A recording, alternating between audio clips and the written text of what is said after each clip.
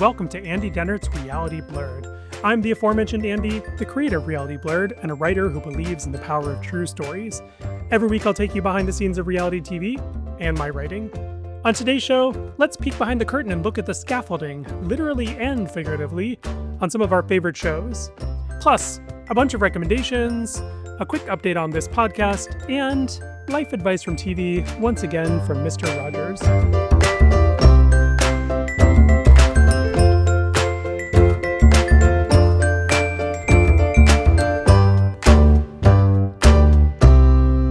Hello again, thank you so much for joining me. Let's start with what's coming, where I look ahead at future coverage, and that's both related to this podcast and to what's coming on Reality Blurred. I have no plans to stop anything that I'm doing on the site, so that's recaps of Survivor Season 50 and Top Chef and Tournament of Champions. Tournament of Champions will end its Season 7 in a few weeks. Survivor will keep going through May. I mentioned that in part because this podcast is going to take a month off.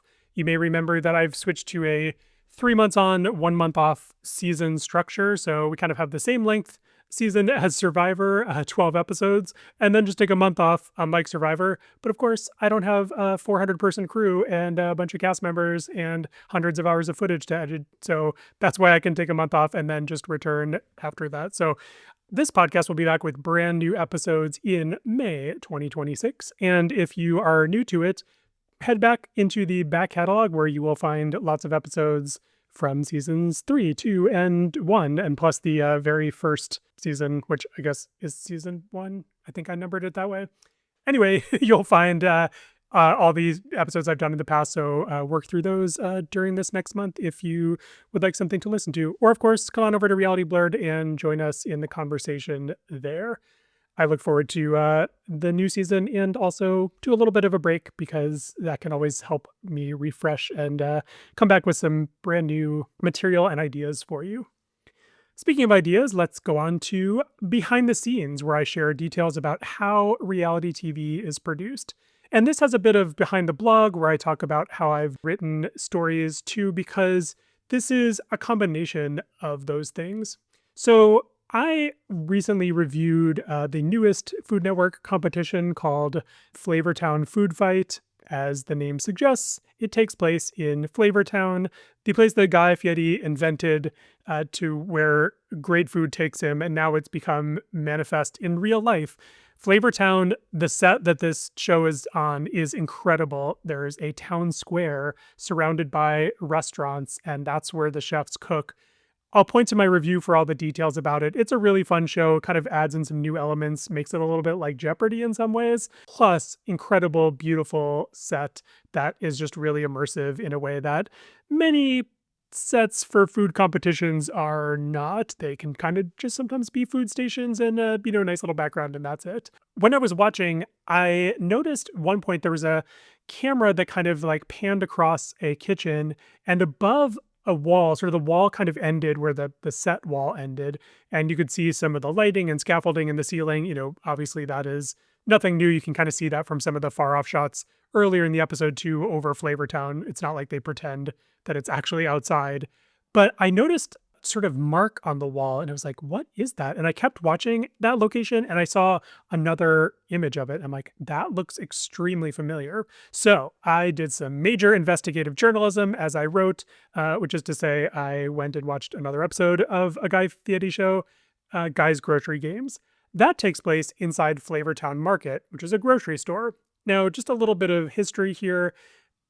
Guy's Grocery Games actually filmed in a real grocery store its first season and in the LA area. And then when it got picked up, it moved to a set in Northern California near where Guy Fieri actually lives. So they built it inside a warehouse. It's a real functioning grocery store in the sense that they have an inventory system.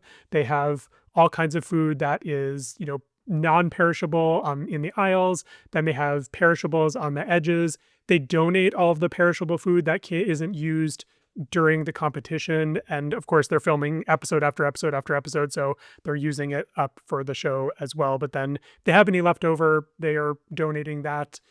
It's incredible. I did an interview with the set designer who incredibly also worked on Supermarket Sweep and shared the horrifying detail that the fridge containers on Supermarket Sweep, the 1980s game show that I used to watch days when I was homesick, that they did not refrigerate those. So when you saw people grabbing big turkeys and throwing them into their carts, those were warm and melted or rotting or whatever. It sounds horrifying. Anyway, fun interview to get a little bit of behind the scenes look at how sets are designed. So I thought the set was beautiful. I really, again, saw this little thing and I was like, what is that? And what I realized was it reminded me of something on Guy's Grocery Games, which is a label on the grocery store wall. So I took some screenshots and I put them together, as you can see in the story, with incredible amount of skill. I drew arrows on them. So I am, of course, joking. But what you can clearly see is that the wall in the grocery store is the same wall behind the set in Flavortown.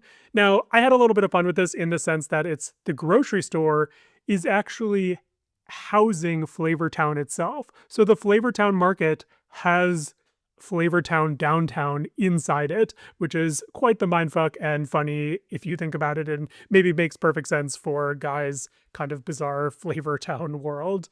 But it's also just this magic of television sets. They have essentially pushed all the aisles out of the way and taken them down and built an entire set in the middle of that same space while leaving up those outside walls of the grocery store because they will use that again. And as part of this, I did do some fact checking and research, checking with people who worked on the show to confirm that it was in fact the same studio. And what I learned as part of that was the same studio, again, warehouse in Northern California, is used for Tournament of Champions as well. Tournament of Champions seems like an entirely bigger, much more elaborate, well, maybe not elaborate, but much more expansive set with a studio audience and these big cooking stations and big walls and these kind of like lots of space between the randomizer and the pantry. And at least that's the way it looks on TV. So I was stunned to learn that that set is also built inside the grocery store set. Again, all inside a big warehouse. So I published the story, had fun with it. Literally the next day, Food Network posted a video that Justin Warner, who's one of the culinary correspondents on Tournament of Champions, filmed, where he followed a crew member from the cooking area to the area in the back of the set or backstage where someone films the plates of food. I'm sure you are aware of this by now in reality TV history, but if not, when you watch cooking competitions, you will notice that people produce one more plate than is necessary. So on Chopped, there's 4 plates and 3 judges. And the reason for that is they take that 4th plate backstage and film it, and that's when you get the cutaway shots, the close-ups of the food. Maybe someone's drizzling a sauce over top of a piece of fish, or you just get close-ups on different ingredients or elements as the judges are talking about them. So they produce that 4th plate and then obviously have to film it right away before it's, melted or whatever. So Justin follows with his camera, this crew member pushing this cart with the dishes on it. And what you see is, kind of a typical backstage. There's like carts and stuff everywhere. And we go through some curtains, and then you can see there's like a box, like a Guy's Grocery Games logo. And then they turn the corner and all of a sudden you realize there's the grocery store backdrop. And again, the walls, the outer walls of the grocery store set are right there.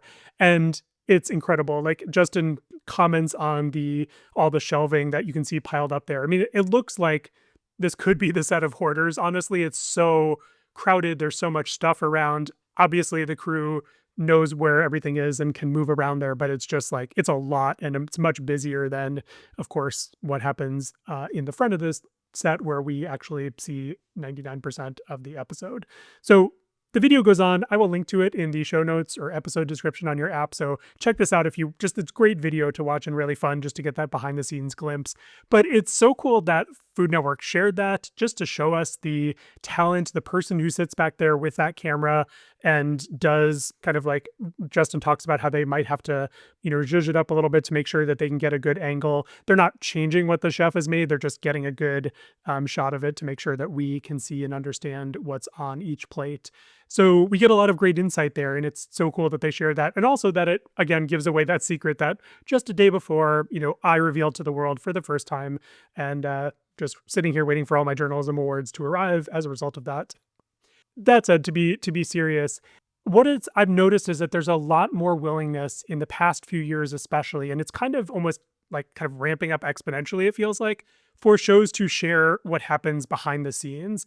Now, that can be in social media, that can be in different kind, like actually like specials or in interviews. People will talk about stuff, and then sometimes it's actually happening on the show too. Now, I don't want to pretend this is a brand new thing. Like years and years ago, Survivor did like tours of the tribal council set, or Jeff Probst takes you in a day in his life on Survivor China, that kind of thing.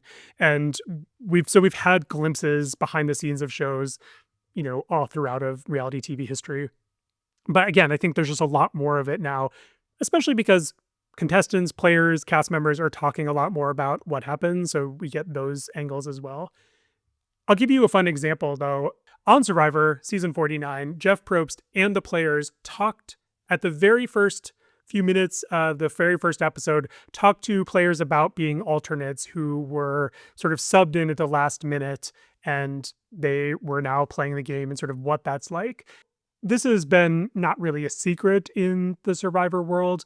Basically, the show is cast. If you have 18 players on a season, they're going to actually cast 20, and they send all 20 of them to a location. And if there's a problem, like if someone fails a medical check on location, or if someone just freaks out and decides to leave, or if there's a violation of rules, they have people ready to go. So it's not like they're suddenly with 17 players. That would be really bad. So that's what the alternates are there for. But often the alternates fly to the location, sit and do the kind of week of pre-game stuff that all the other players do, and the actual players go and play the game, and then the alternates fly home, which some of them have talked about just kind of what a really disheartening and wild experience that is. And some of those alternates have then come back and played future seasons, which is cool that Survivor does that and finds places to include them in future casts. So they talked about this on the air, and there's nothing maybe special about it, especially since we've known that there were alternates. But I bring it up because 16 years ago or so, I was doing some of my preseason Survivor coverage of one of the seasons that I went on location to cover, which was season 17, 18, 19, and then I did interviews for season 20. And I interviewed one of the alternates who was then added to the game. And that's what we talked about in the interview, was like what it's like to sort of think you're just going home and then suddenly you're now in the game. And it was a really, I thought, interesting, like, this is on the record. Their publicists have connected me with this person on set. Like, so everyone knows this is happening. And so I wrote about that, and I got notes and comments, or I guess I got a concerned email message wondering why I had included that detail, because really they didn't want anyone to know that that person was an alternate, even though, of course, that person knew they were an alternate, talked about it openly. They weren't told to not talk about it. They probably talked about it with their fellow players who knew that because they were all there together. And they were just really concerned that I had sort of like violated some kind of unspoken trust, that like I saw something secret and no one can know about it, which didn't make much sense to me. This is not like it was a safety concern. There was no, there was no problem here. It wasn't like the person, suddenly gave out their social security number and I printed that. That's a ridiculous example. I don't know why anyone would do that, but you get the idea. There was nothing here that was particularly problematic as far as I could tell. It was just the desire of the show to keep those behind the scenes things off, out of viewers' minds. No one should know about them, essentially. And now here we are 16 years later, and we're talking about them on TV. And so I am glad that Survivor has changed its mind about that. And I don't know who that is. Maybe it was, somebody up the chain in publicity who just didn't like that, and it had nothing to do with anyone on production. I have no idea who, sent the publicist to kind of ask me about it. Often those things are kind of opaque, and, I just explain what I did, and I'm not going to change something that's in an on the record interview that I've already published. That really doesn't affect anything other than share some information. But I'm glad that we are being much more transparent. That said, there's something interesting, I think, also happening where we still have a layer of kind of, I guess, lying, fibbing to the audience that I don't love. And it's weird because it seems to sometimes like be in conflict with this idea of being a little bit more transparent. So I'll go back to Food Network, which of course is showing us the behind the scenes of the show and like giving us all kinds of insight and great stuff. And Food Network has a wonderful show called Wild Card Kitchen, hosted by Eric Ajapong. It's really fun. Three people you probably know from other Food Network shows basically play culinary poker, bet money against each other, and cook. Now, the show has a couple of things that are like, I would call maybe little white lies. They pretend that these are the Food Network kitchens in New York when they're actually a studio in Los Angeles. They're the same studio where Eric Ajapong hosts Alex versus America. So Eric is quite familiar with, that space, just now with a new set in the middle of it. That may, it's, and they're kind of like, oh, it's late at night and we've taken over the kitchen. And so that's kind of like, we all kind of wink, wink. Yeah, we're just setting the scene and the tone, and that's not a big deal. Also, people have noticed when they do close up on the money that is being bet, it's stage money. So in other words, it says like, this is not legal tender. This is what they use on reality TV shows, game shows, and actually scripted series too, because of course, if you're going to have $15,000 on a table, you don't want that cash just floating around, whether, could accidentally get destroyed or someone could swipe a few hundreds, whatever it is. So all that money is, of course, fake. That's not a big deal. That's just a normal thing. It's representing real money. The thing that I find is weird is that the show, Wildcard Kitchen, gives each of the players $5,000 to bet with.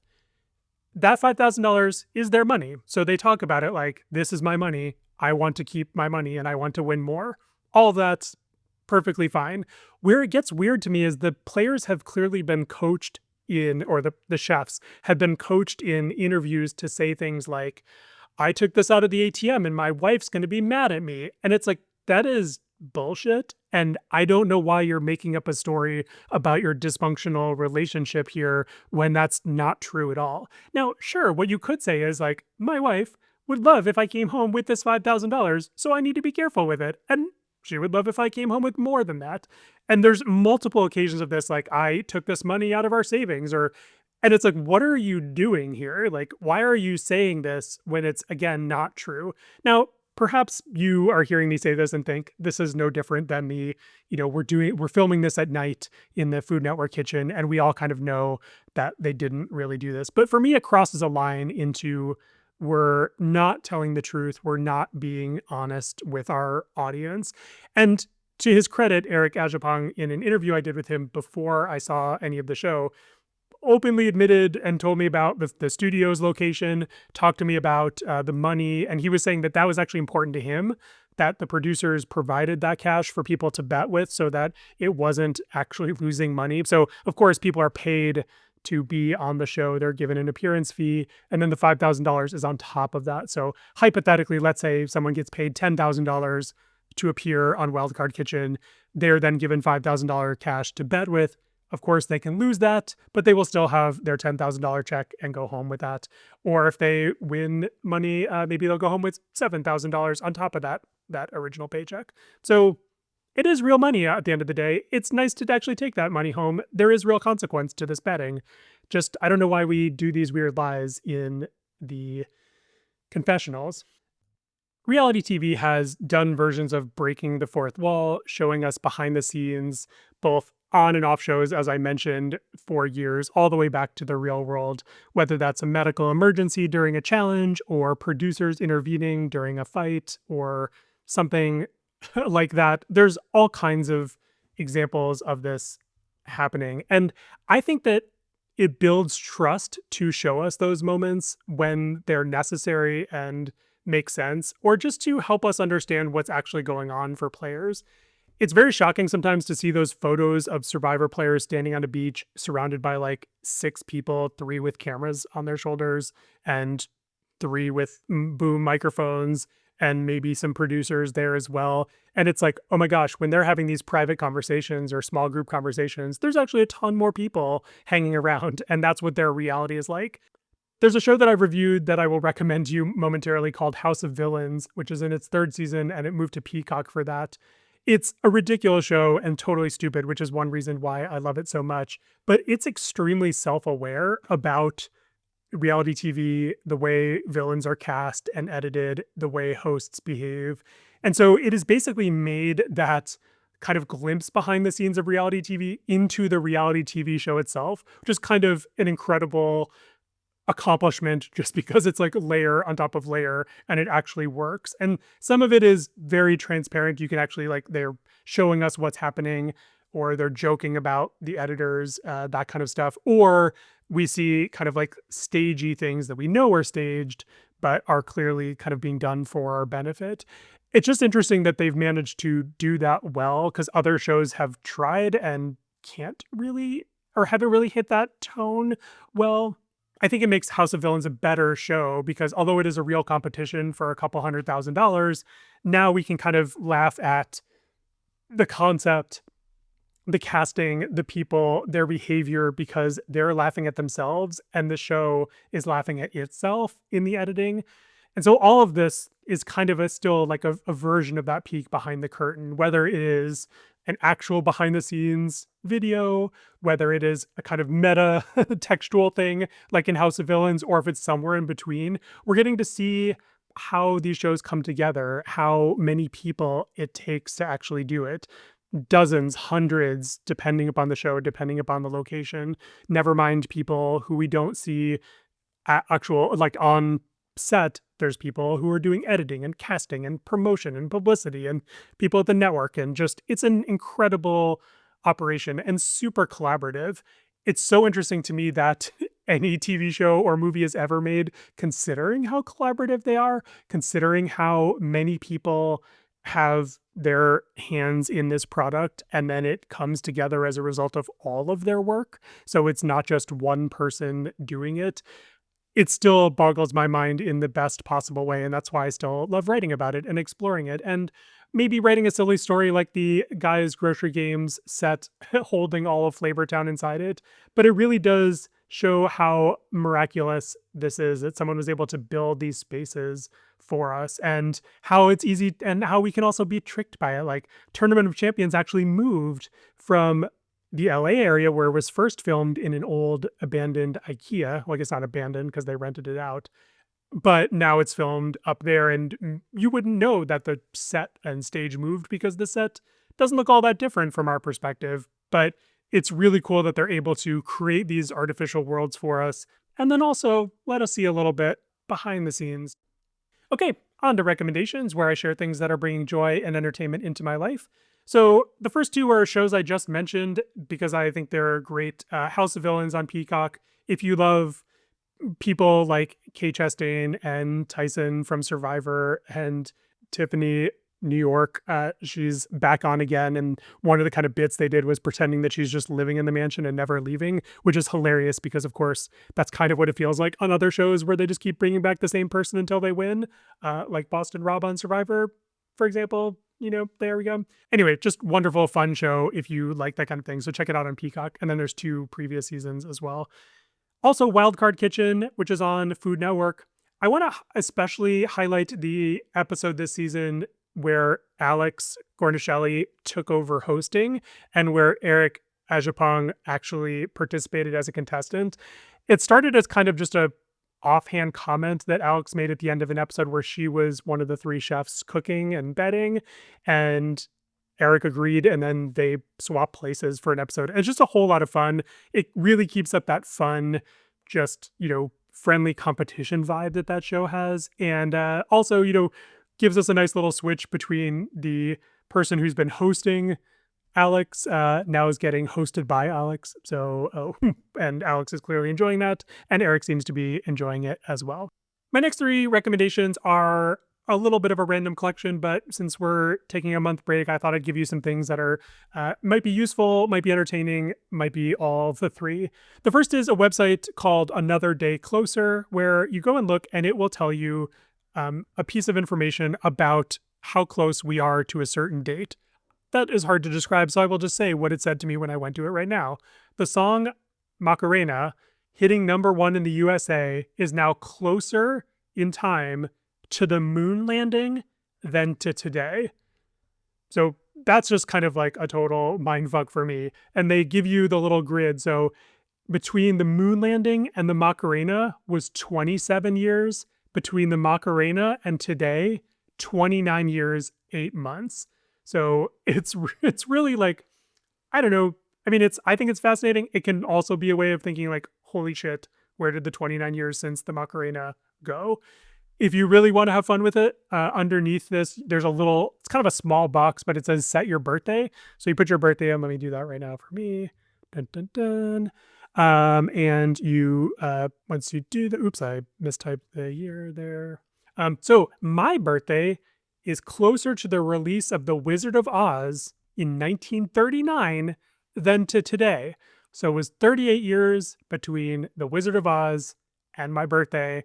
And it's been 48 years since my birthday to today, which is, again, total mindfuck. This is the mindfuck episode, I guess. But wild, check that out. Have fun with it. Send it to your friends. You can easily, the thing has built in, like you can save for Instagram, LinkedIn, Blue Sky, or you can just share the text if you want to do that too. So you can get a little image. It's really fun. 2 tech recommendations to wrap us up today. First of all, if you're using Google Chrome on any of your devices, I implore you to switch now to Vivaldi. Vivaldi is a web browser made by an independent company based in both Norway and Iceland. It's a small team. They have built an incredible browser that is really fun to use for people like me who like to customize things or who like to have multiple workspaces going or write notes in the margins as they're looking at websites, all kinds of great features. Even if you use none of those though, Vivaldi is built on the same open source platform that Chrome is. It's called Chromium. But because Vivaldi is built on top of that, you have none of the stuff that Google put on top of Chrome, which is a bunch of horrifying tracking shit and other sketchy stuff. A couple years ago, Google settled a $5 billion lawsuit. I don't actually know what they end up settling for, because it turned out they were tracking you when you're using incognito windows. So when you went to like private window to go to a website or a store or whatever you were trying to do there, they were still tracking all of the sites you visited and other things, even though we thought that that was not the case, which is, just one of the many shitty things that Google has done. But really, this is a lovely endorsement of Vivaldi. There's versions for iOS, for Windows, for Mac, PCs, whatever I just said Windows and PCs, same thing. But check out Vivaldi. It's fantastic and just a really great browser. Because it's built on Chromium, you can use any extension from the Chrome extension store. So if you have favorite little things that you have, added to your browser. Some of them you might find are already in Vivaldi, but if they're not, you can add them just like you can add them to any other browser. So it's completely compatible. It will import all of your browsing stuff like your bookmarks with no problem. And it's also, because it doesn't have all that tracking stuff, it's so fast and smooth and I love it. So check out Vivaldi. And then finally, for my friends who are in the United States, since April is taxes are due season, I mentioned this before, but if you haven't tried Free Tax USA and you're still over on TurboTax, please give Free Tax USA a shot. This is not an ad. I would love if they sponsored me for this, but this is just, I switched and I love it. And it makes my taxes so much easier because it is actually free and it's not trying to upsell me every 3 seconds. And the interface just is like much smoother, much clearer. And I did things so much faster. So check out Free Tax USA to save yourself some money and hopefully a headache at the same time. Okay, that's everything for today. Thank you so much for listening, and thank you for listening to this season too. I will see you in May. Feel free to send me any feedback, questions, or thoughts that you have. And if you're in a 5-star mood, please tap those in your podcast app of choice and leave a review because it really does help other people find me. Our theme song is Cheery Monday by Kevin MacLeod, and this episode is by me, Andy Dennert, and is copyright 2026 by Reality Blurred LLC, which is also me. You can find me at realityblurred.com and andydennert.com. I'll leave you today, as always, with life advice from TV, this time from Mr. Rogers and Mr. Rogers' Neighborhood. What he says here is wonderful advice for us all, but to me, as I record this on March 31st, which is Trans Day of Visibility, it struck me even more that many people need to hear this. So here's Mr. Rogers on living an authentic life, which I know is hard for our trans brothers and sisters as they are under attack constantly by the bigots in the world. And I hope that that abates. Isn't it amazing how each one of us is somebody special? No matter what we can do or cannot do, no matter how old or young we are, no matter how we look or sound, we're the only one in this life exactly like us. And this life wants us to be all we can be.